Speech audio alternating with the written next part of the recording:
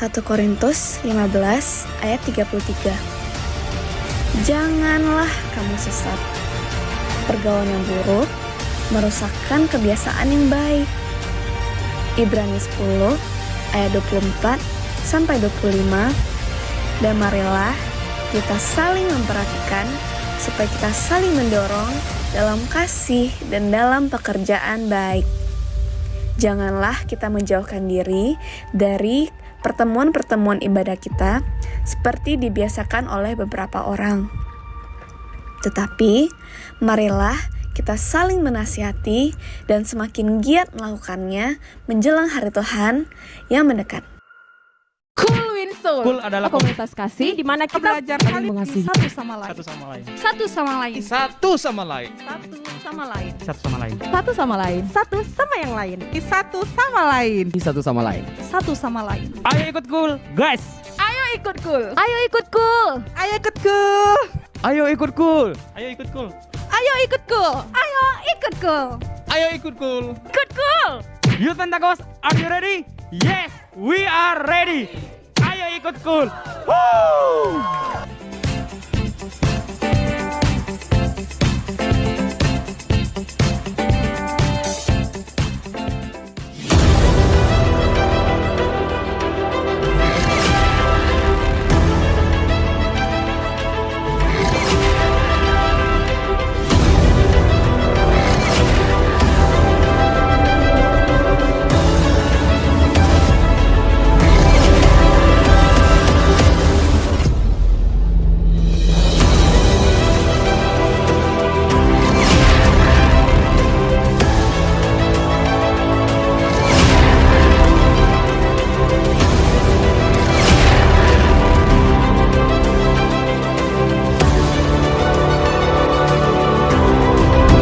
Shalom semuanya, selamat pagi. Apa kabar teman-teman yang ada di rumah? Saya percaya keadaan kalian dalam keadaan yang luar biasa dan penuh dengan sukacita. Pada pagi hari ini kita akan memulai ibadah kita. Mari kita persiapkan diri kita, mari kita bersatu di dalam doa. Bapa, terima kasih Tuhan Yesus buat pada pagi hari ini Engkau sangat baik dan teramat baik di dalam kehidupan kami. Tuhan Yesus, pada hari ini Tuhan kami akan memulai ibadah kami Tuhan. Berkati ibadah kami dari awal, pertengahan hingga akhir Tuhan Yesus. Kiranya Tuhan selalu bersama-sama dengan kami. Terima kasih Bapa, di dalam nama Tuhan Yesus kami berdoa. Haleluya, amin. Bersama Yesus kita lakukan perkara yang besar. Katakan amin. Serukan haleluya. Tepuk tangan buat Tuhan Yesus.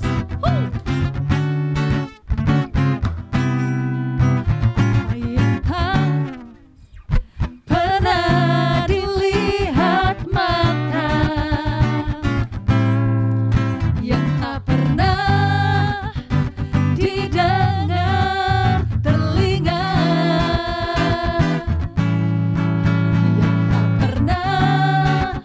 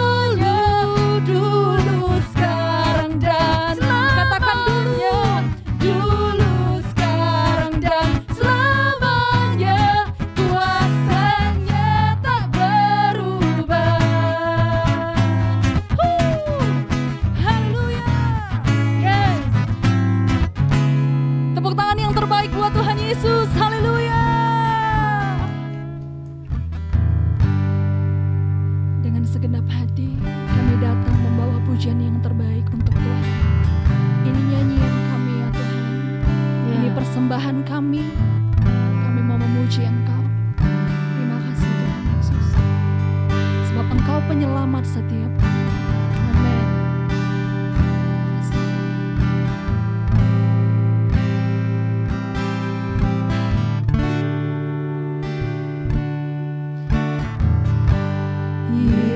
Yesusku, penyelamatku, tiada yang seperti Engkau. Setiap hari ku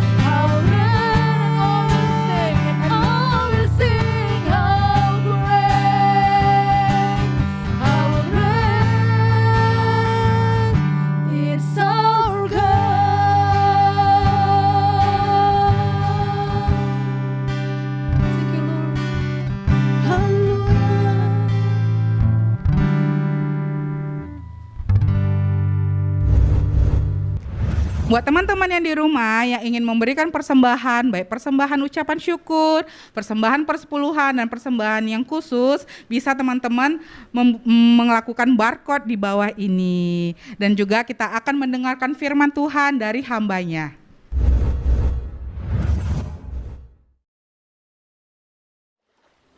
Shalom anak-anak muda, apa kabarnya? Saya ucapkan selamat memasuki tahun 2022. Tuhan memberikan tema di wadah kita, tahun paradigma yang baru. Nah, mari kita bersama-sama untuk memiliki paradigma yang baru. Mengapa? Karena Tuhan sudah membuat paradigma yang baru. Sebab itu saya akan mengangkat tema, yaitu hari ini adalah pentingnya paradigma yang baru. Terambil dari Filipi pasal 3 ayat 12 sampai dengan 14. Saya akan bacakan.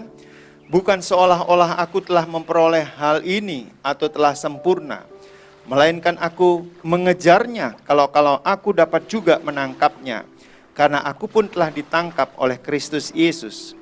Saudara-saudara, aku sendiri tidak menganggap bahwa aku telah menangkapnya, tetapi ini yang kulakukan, aku melupakan apa yang telah di belakangku dan mengarahkan diri kepada apa yang di hadapanku, dan berlari-lari kepada tujuan untuk memperoleh hadiah, yaitu panggilan sorgawi dari Allah dalam Kristus Yesus. Nah, setiap orang itu memiliki paradigma yang baru. Paradigma terhadap dirinya sendiri, terhadap orang lain, dan juga kehidupannya. Dan pada umumnya seseorang sudah dibentuk paradigmanya semenjak usia dini, dari orang tuanya, dari guru-gurunya, kawan-kawannya, kehidupannya. Nah, sekarang apa yang dimaksudkan dengan paradigma? Nah, menurut umum adalah cara pandang dari seorang terhadap sesuatu yang mempengaruhinya dalam berpikir. Nah, menurut Wikipedia, paradigma dalam disiplin intelektual adalah cara pandang orang terhadap diri dan lingkungannya yang akan mempengaruhinya dalam berpikir, bersikap, bertingkah laku.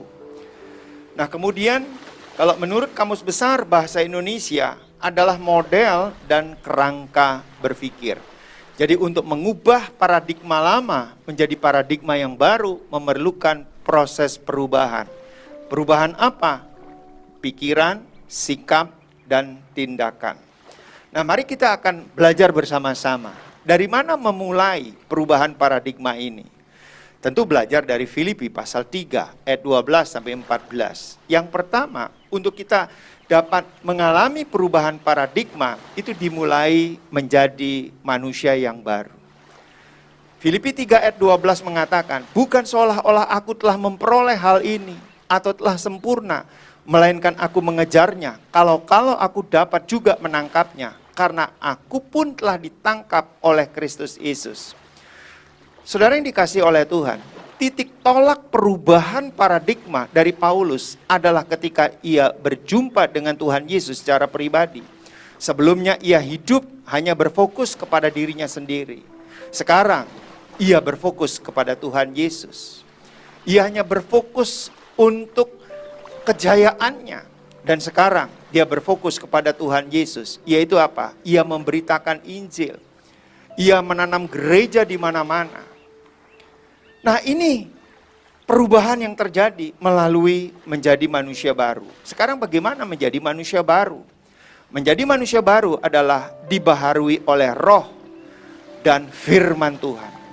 Di dalam Yohanes pasal 3 ayat 3 sampai dan kelima mengatakan, Yesus menjawab katanya, aku berkata kepadamu, sesungguhnya jika seorang tidak dilahirkan kembali, ia tidak dapat melihat kerajaan Allah. Jawab Yesus, aku berkata kepadamu, sesungguhnya jika seorang tidak dilahirkan dari air dan roh, ia tidak dapat masuk ke dalam kerajaan Allah. Jadi betapa pentingnya dilahirkan kembali. Untuk apa? Menjadi manusia baru.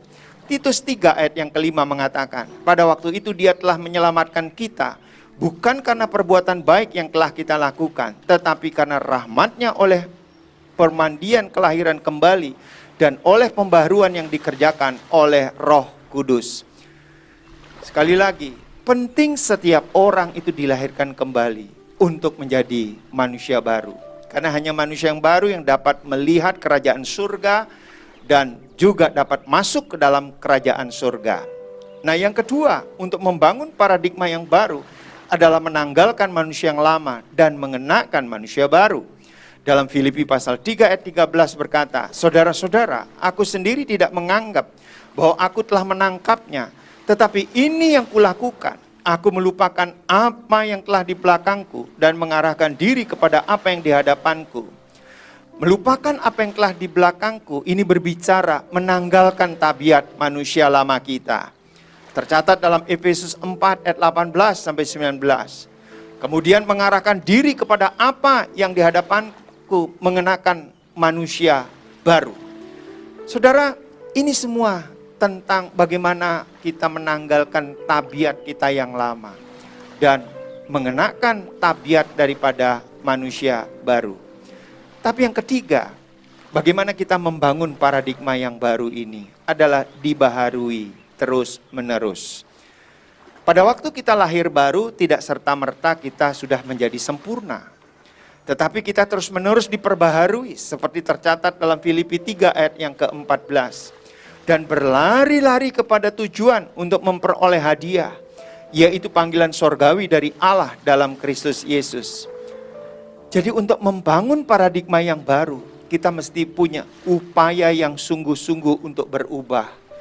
Karena perubahan, karena paradigma yang baru, itu akan membuat kita memiliki tujuan hidup, yaitu apa?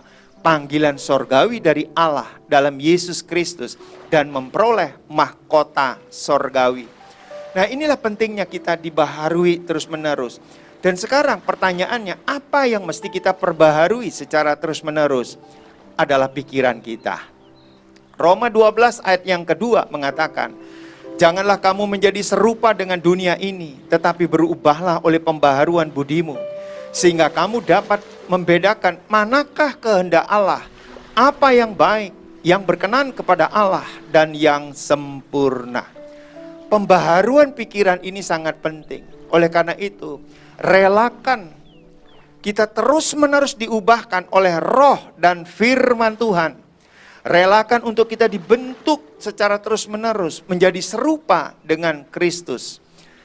Nah, inilah pembaharuan yang dikerjakan oleh Roh Kudus. Nah, sekarang kalau kita memiliki paradigma yang baru, apa manfaatnya? Apa pentingnya kita memiliki paradigma yang baru? Bukankah enak hanya paradigma yang lama? Tentu. Kalau kita memiliki paradigma yang baru, kita banyak dapat manfaat. Saya coba untuk memperlihatkannya. Yang pertama adalah kita memiliki tujuan hidup yang jelas, yaitu apa? Memperoleh hidup yang kekal bersama Tuhan Yesus. Banyak orang tidak mempunyai tujuan hidup. Jujur, kalau ditanya kepada kita, kepada orang-orang, apa tujuan hidup Anda? Banyak orang berkata, saya tidak tahu tujuan hidup saya. Ada juga orang yang berkata, saya ingin kaya, saya ingin terkenal, saya ingin menjadi bintang film, dan lain sebagainya. Nah, tapi kalau kita memiliki paradigma yang baru dari Tuhan, maka kita mempunyai tujuan hidup yang jelas. Nah, yang kedua, pentingnya paradigma yang baru adalah memiliki hikmat Tuhan. Untuk apa hikmat Tuhan ini? Untuk menghadapi kehidupan. Sehingga kita akan lebih kreatif, lebih inovatif dan produktif. Khususnya menghadapi situasi yang seperti sekarang ini. Tapi yang ketiga, pentingnya paradigma yang baru adalah kita memiliki hidup persekutuan dengan Allah. Sehingga kita intim dengan Tuhan.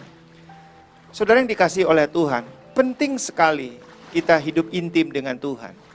Agar hikmatnya, kebijaksanaannya senantiasa kita miliki untuk menghadapi situasi yang seperti sekarang ini. Tapi pentingnya yang ketiga, paradigma yang baru adalah memiliki hidup yang bijaksana sehingga dapat mengambil keputusan yang tepat. Kesalahan dalam mengambil keputusan itu sangat berisiko terhadap perjalanan kehidupan kita ke depan. Oleh sebab itu, mari dari muda Anda memiliki hidup yang bijaksana. Sehingga apa? Waktu Anda mengambil keputusan, keputusan Anda itu tepat. Contohnya, keputusan memilih sekolah, keputusan memilih jurusan yang akan berkeluarga, keputusan memilih pasangan hidup, semuanya harus jelas. Dan itu berasal dari Tuhan, supaya pada waktu kita putuskan, maka mendatangkan hasil yang baik. Pentingnya kita memiliki paradigma yang baru adalah memiliki hati yang berbelas kasihan dan peka terhadap kebutuhan Tuhan. Saudara, Alkitab mencatat, hari-hari terakhir ini atau akhir zaman ini, karakter manusia akhir zaman itu akan muncul. Karakter yang mementingkan diri sendiri, dingin terhadap Tuhan, memberontak terhadap orang tua, seolah-olah beribadah, tapi hakikatnya tidak melakukan apa yang Tuhan kehendaki. Nah, kalau kita tidak memiliki paradigma yang baru, maka karakteristik daripada manusia akhir zaman itu dapat muncul di dalam diri kita. Kita mulai egois karena keadaan sulit. Kita mulai egois, saudara.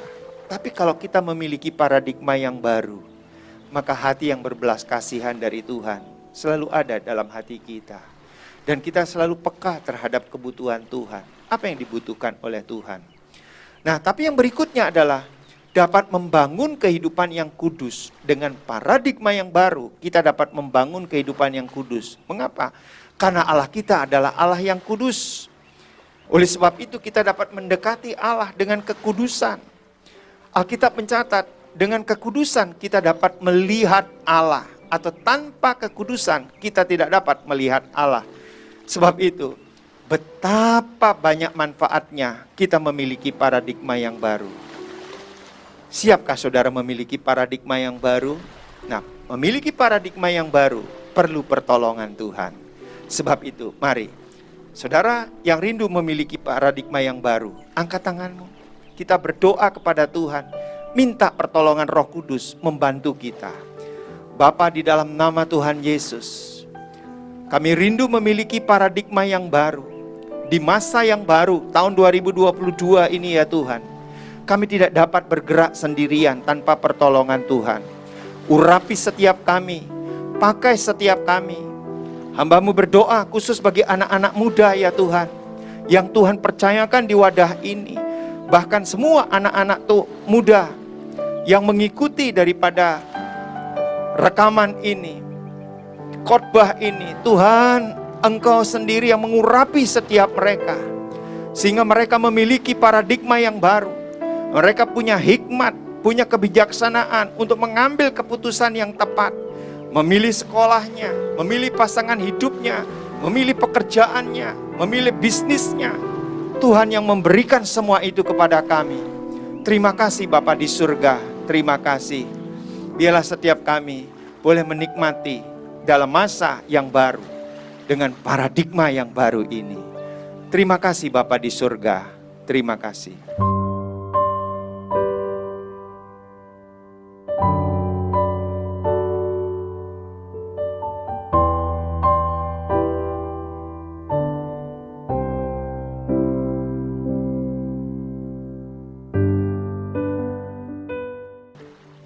Mari kita sama-sama terima berkat Tuhan.